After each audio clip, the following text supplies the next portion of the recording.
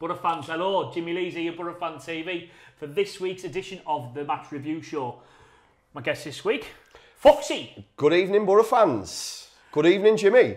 Thanks for coming on, mate. No problem. Thanks for coming. So what we're going to do here, we're going to have a chat about the 1-1 draw against Fulham, what was, to be fair, fantastic draw. Totally agree. Fair, no, to grab a late equaliser late on in the game, something we haven't seen too often. Yeah. For last season in particular. Why was that? Negative football, I guess. Any particular reason why? Was it the man at the top, or would you? Or should we digress? I'll digress. Sorry. This is the Fulham match review, mate. Fulham match review. Yeah, you're going to be able to keep on the leash, aren't you? I won't. I promise. I'll keep on the leash. I promise. Remember, it's 15 minutes, mate. Okay. 15 minutes. Okay. Right. So let's say Foxy's joined us here. He's going to chew the fat about the Fulham match. A 1-1 draw. Felt like a win. You know what? I think. Yes, I'd have took a point before the game. I don't know if you would or not. Yeah, I would have. 100% I would have done, yeah. It's one of them grounds for us where we seem to kind of... We do scrape results, but I do really rate Jankovic, and I think they're a top-class attacking team, and I don't think they've really started the season a bit like us properly yet, so... They were the same last season, to be fair. They were slow, weren't they, a little bit. So for me, yeah, I think definitely a well-earned point. Yeah, fair play. And the Boro fans, you'll be able to see the key stats on your screen now. Foxy will go through these at the moment. Yeah. Now, the key things I really want to have a look at here is ball possession. Fulham had the majority of the ball with 62% possession compared with 38%. Yeah. But if you look at the key stats here, is one thing that we've seen with our team now is we're having shots from outside the box, and it's showing they've had 13 shots on goal there. Yeah. In a game where we didn't have much of the ball. Yeah. That's sure we've got a little bit more emphasis in regards to we're willing to have a bit more of a go. Yeah, totally agree with that. I think possession isn't king. I think possession it's overrated. I think it's what you do with the ball, and as we both know, all Boro fans know, direct ball through the middle can give you a goal straight away. So there's a home team, possession, yeah, I understand that. But as you've just said there, shots from outside the box, plenty of shots. Yeah. That is something that we haven't seen for quite a long time as a Boro fan. Plenty of attacking options. And more to the point, as you said, there's a mixture. Yeah. Although, for me personally, I'd like to see, I'm quite happy with a 6-yarder, because I think that shows a level of a team's creativity. But the fact that we're shooting, as I know you will agree with this here, although we probably aren't going to agree with much of the predecessor, should we say? Yeah. Not yet, because I didn't mention his name. That is an improvement, full stop. We'd never have had any shots outside the area from him. You'd have been hurled off. Yeah. I mean, the way I look at things is like it's for an away match. So, an away match, you're playing against, you're not the favourite in the match. We weren't. According to the bookies, Fulham were favourites, and rightly so. Yeah. When you're away from home, what you probably have to try and think, okay, we're not going to have much of the ball. The stats prove that. Yeah. And you're probably not going to have much chance to do as much passing. Accurate passes, we were 69% of their 82. Yeah. So what you got to think, okay, what do I need to do to try and open them up so I can get more goals? I'm going to have that shot from outside the box, and Lewis Baker was always looking at that on Saturday, wasn't he? Yeah, and I think, like I say, you've brought it up, long shots. There's a time and a place for it in a game for long shots. As you've said there, maybe an away game, you may be struggling to sort of get a foothold in the game. Yeah. Long shot off the bar, good save from the keeper, G's everybody up. Yeah. Gives you that bit of spirit, momentum to create something. For me on Saturday, I think for me it was a bit of a heavyweight boxing match. I think it was ding, ding, ding, ding, ding. I think it could have gone either way. It could have been a 4-roller. It could have been a 5-4-er. I think that they maybe first 15, 20 minutes we looked a lot better than they did. But then second half they grew a bit, and as the stats say, they've had a lot of shots. We have, but I think that. Long shots do have a place in the game, and as you've said yourself there, I think maybe on Saturday it's kind of knowing when to use them, and that's maybe opened them up a little bit. And so, but I'm not somebody that wants to see us hit 30-yarders every game. No, but like you say, there's a time and a place, and I think Saturday was a time and a place. Totally and agree, what it did, it made them think, okay, we can't sit back too much. Maybe we have to try and press them. So that means that Son Blanc will try and find space behind them. It's okay. We're going to have some shots, but is that our real game? No, we want to try and find some space in behind. Yeah. So draw their defenders out. Think, okay, I need to go block this shot because I know Lewis Baker or Marvin Johnson's going to have a pot on goal. Yeah, and I know you've made that point there, and for me, yes, I mean. Boro just looked a little. They look as if every game's gradually a bit better. Yeah. Which is what you expect as the season progresses. Totally, because I think that's what we wanted from Monk, and I think that's what Monk gives you. He gives you an identity, and he gradually builds it. But I think that I think Assombalonga, I think he should be on 20 league goals for me maybe this season. But you're quite. I mean, he should have had 4 against Forest away. But you're quite right. I think that it makes a team have to maybe wise up a little bit. We can't stand off you, we close you down, as you've said. That allows you people to get in behind them when you're a bit more tighter. I'm not going to lie there, mate. I can't continue that comment. And after you said you expect someone to add 20 goals this season so far. Why not? Why not? 4, he had 4 great chances at Forest. He had 3 at Burton. They're the only ones off the top of my head. Wolves away, first game of the season. He had 2 clear-cut one-on-ones. We had one clear-cut. Okay, well, we'll go with 1 clear-cut. Yeah. He just seems to me as if he's a 1 in 3 guy, which is fine, but he'll get that in this league. Yeah. Which is fine. If a striker converted every single chance they had, they wouldn't be playing at Middlesbrough. They're probably going for the same money Neymar's just got him. So I don't know. Should we have? Well, it is. That's true. Like, I don't know. How many centre forwards in the Premier League are getting us converting every single chance they get? Well, look at Jordan Rhodes when he was at Huddersfield and he couldn't stop scoring goals and he ended up. League One. But we're talking about down the leagues though. We're just talking about a consistent striker. Now that's the only person I've brought Jordan Rhodes in because he's ex-Boro and he didn't do it at Boro. But that was the predecessor's fault. He did do it, to be fair. He did do it in promotion, yeah, he did do it. He paid his money back. You can't do that. Anyway, we're going completely off topic. We are. Sorry, right, Boro fans. This is Fulham. Right. I'm sure to keep you in check here, mate. Foxy, one player that's had a lot of criticism this year. Played in the middle of the park on Saturday, Johnny Howson. Probably had the best game he's had for Boro so far. Yeah, totally agree with you there, Jim, to be honest. He was somebody that's maybe the fans have needled a little bit. Yeah, it's a fair point. Yeah, and I think maybe rightly so. But Fulham, he looked like he came into his own on Saturday. And I think also he had everybody else who's kind of doing the job around him, which kind of helped him. I'm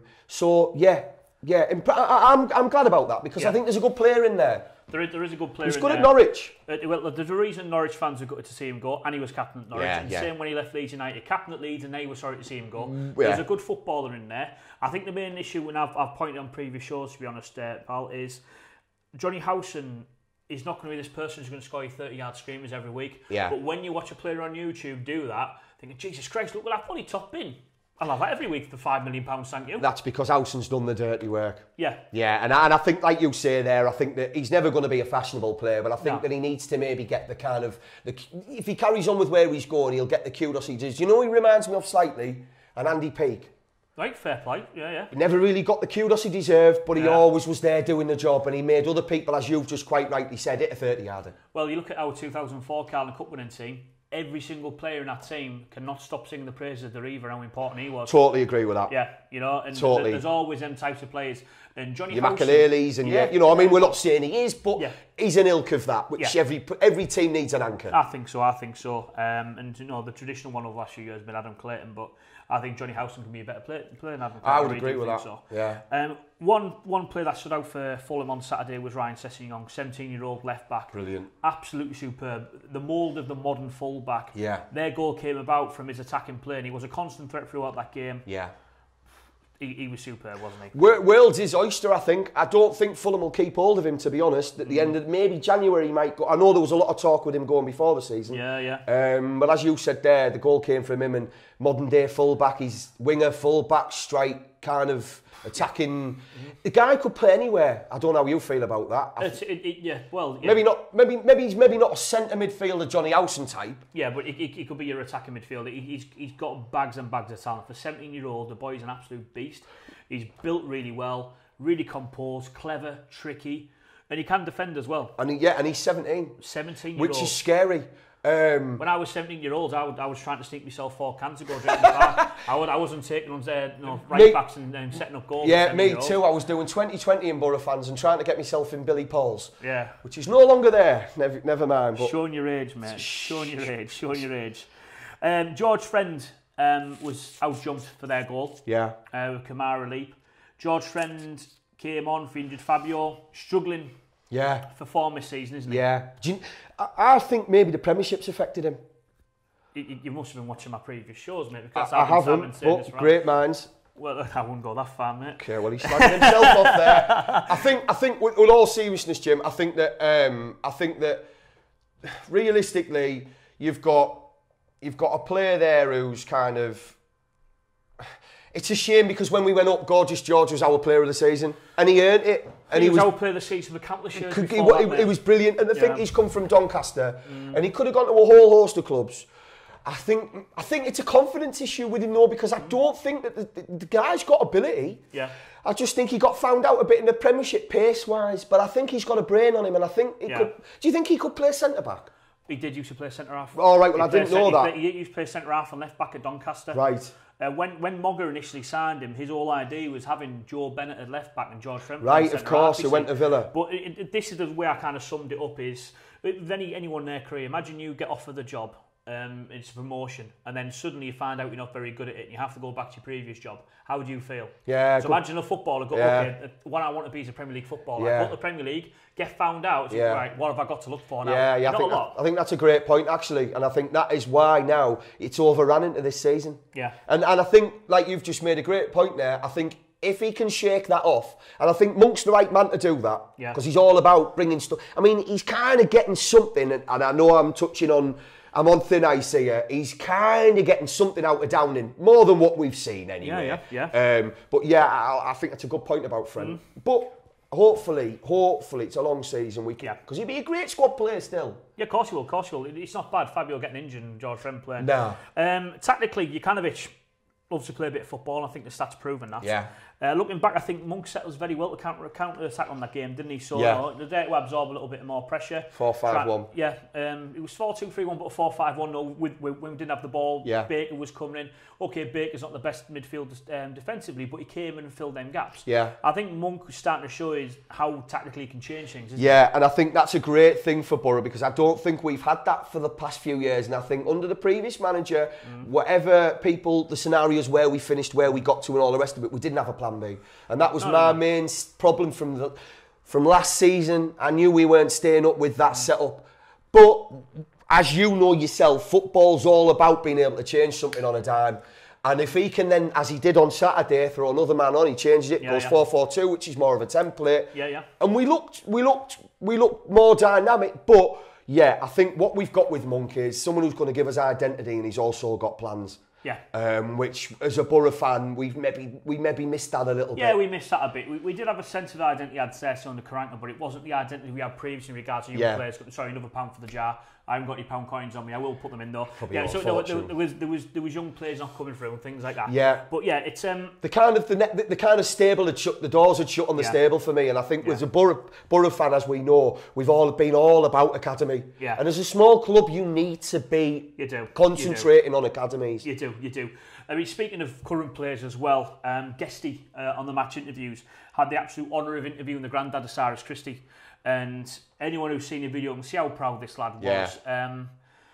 A little dig at Derby in regards to their fans and the football club and things like that. But no, he's full of praise for the Boro fans, full of praise for the current squad in regards to how close-knit they are.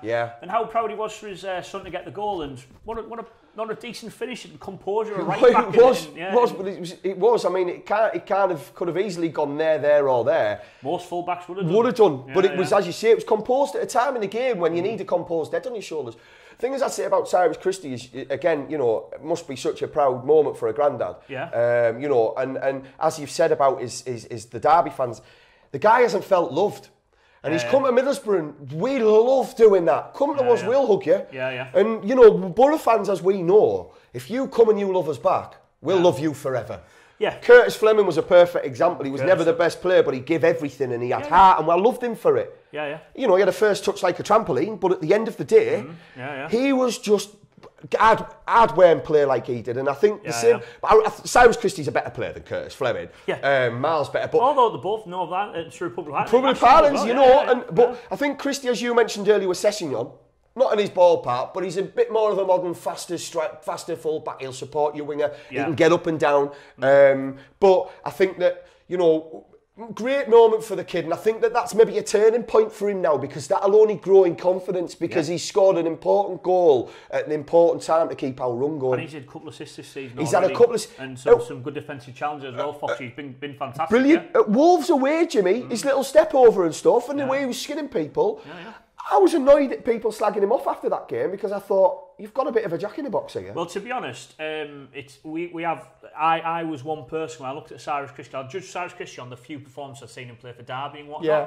And I was like, nah, not the answer for me, not at all. Yeah. I've been completely proven wrong. Yeah. As I've been shown a couple of times this season. Why I'm doing this job, I don't know, because I don't have a clue what I'm talking about. Because at the end of the day, your football's all about your opinion, and everyone gets it wrong in football. And anyone who sits there and thinks that my opinion's king and I know best, you're in the wrong sport. Because it changes on a knife edge. It does. I'll tell you what, I've never known so many cliches as what you're showing. Thank you very much. And I'd like to say that I do bring out my cliche annual. 2017 will be out for Christmas in all good bookshops. It's a bit late, like your 2018 annual should be coming out for Christmas, to be fair, mate. You missed a trick there, haven't you? Unlucky son. Nightmare, I'm sacking no wonder marketing. they're not selling. Yeah. I know, yeah. Right, okay. Conclude this game, Foxy. Let's be honest. He said, took the draw beforehand, 100%. Yeah. It felt like a victory because of that. Yeah. It's put us 7 games unbeaten now. Yeah. We've got 2 home games against Brentford. Yeah. And Norwich City being tomorrow night. Yeah. Fancy our chance to get 6 points for both? Definitely. And I think, like you've just said there, we're on a run. And I think going into the month we've got coming, October, November, we've got Sunderland, we've got Leeds, obviously Brentford, Norwich, as you said. We've got some clinical games coming now as we're starting to get into third gear. Yeah. And I think maybe you will agree, I don't think we've been out of first gear most of the season. Well, I'm inclined to agree. We're kind of seeing to me, Jimmy, that we're building a run together to play the teams at the right time, to beat them at the right time, to get where we want to be. And I think this is a squad that could go top of the table at some point and stay there. Yeah. I don't think we've had that in future years. I think we've been scared when we've hit them heights. Yeah, I'd probably I was talking to Jim Platt earlier in regards to it now. The way our team's kind of getting into stride now, I'll probably just look like something like a Burnley in the season we got promoted. Great point. And just, sorry to backtrack slightly, I know we're running out of time, but as you mentioned Cyrus Christie, he's talked about this week in the press that you've mentioned with the fans that he's not had a better team spirit than this since he was playing junior school football, which when you're playing junior school football, you just can't wait to play football. There's not a team. You don't go in thinking, oh, he's a bit miserable, I don't want to... Yeah. So for him to come out with that comment, no wonder he didn't love the Derby fans. He's loved and he's kind of shown it. And that for me is why we went to Villa and won 2-0 with a different team. Yeah. And also, sorry, I'll just get this in. We've made a lot of changes to that first team this season. Yeah.